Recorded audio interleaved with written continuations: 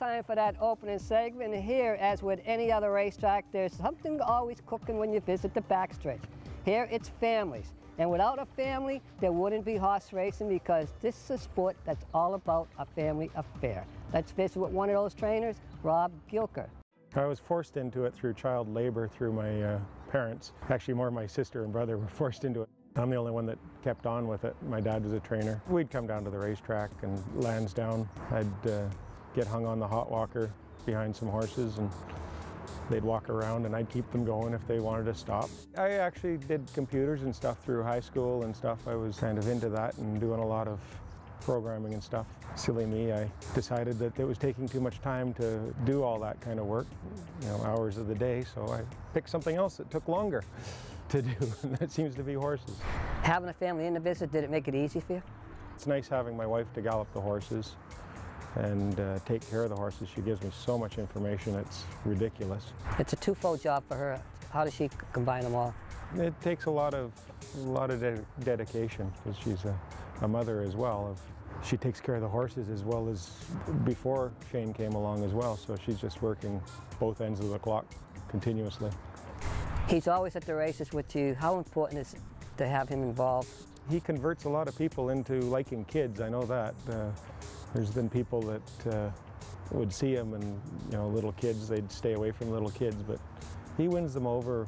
By having children on the racetrack with their families, is that the next, you hope that's the next generation? Because eventually we're going to need a new generation.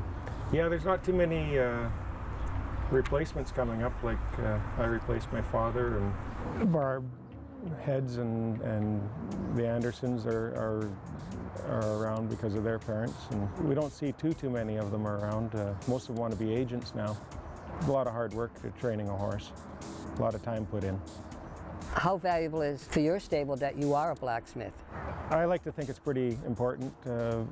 That's 25 years of a lot of experience doing a lot of people's horses. I've learned from most of the trainers down there. I've shod for just about everybody there, and they've all given me some insights on taking care of animals.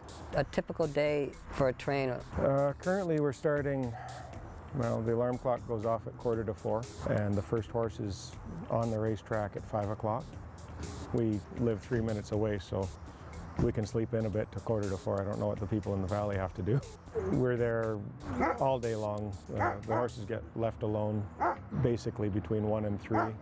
Back to feeding at 3:30. The stalls start getting done again. The horses checked over again. And I feed their dinner 4:30 to 5:30. Tough journey to get where you are? Oh, for sure. Years and years went by where nobody noticed us, and we just kept on training our own horses. We've always had our own horses as well. First, Mr. White talked me into taking horses. I wasn't publicly training. I was shoeing horses for the whole time as well for a lot of barns. I shot a lot of horses down there. And Lynn White came along, and after Roy Rawson passed away, talked me into taking his horses, which developed quite nicely into the business we have now. Rob, when you're first starting out as you did, you and Vicki, you're using your own money. I mean, how tough has that got to be? You're raising a family, putting your own money up, and you're trying to make a living. Tough? Oh, it's very tough. It was very, very expensive.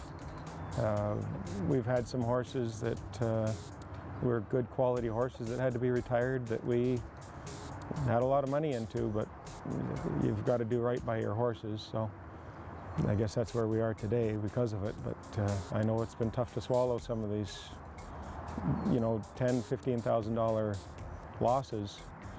The high price horses, how do you go about getting one? I'm talking about the $50,000 horse among them that you recently claimed. Was there pressure when you took the horse? Bank Emblem's the horse you're talking about, but he, I don't know if there's really any pressure in it. I mean, you see a horse that's running very well and liking the smaller racetracks in Calgary, and we expected him to like this one here. We've watched him train, and looks like a beautiful horse. They've brought in some pretty nice horses, Kinsella and Troy and Glenn Todd, but to claim a $50,000 horse, the pressure's probably more on the owner to put up the money. Selecting them, there's some pretty nice horses around to select if you can get somebody that's enthusiastic enough to put up the money.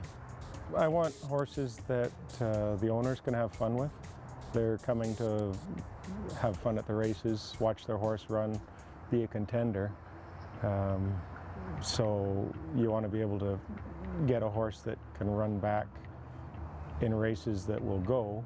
Not every condition that a horse that is offered fills. A lot of those races don't fill.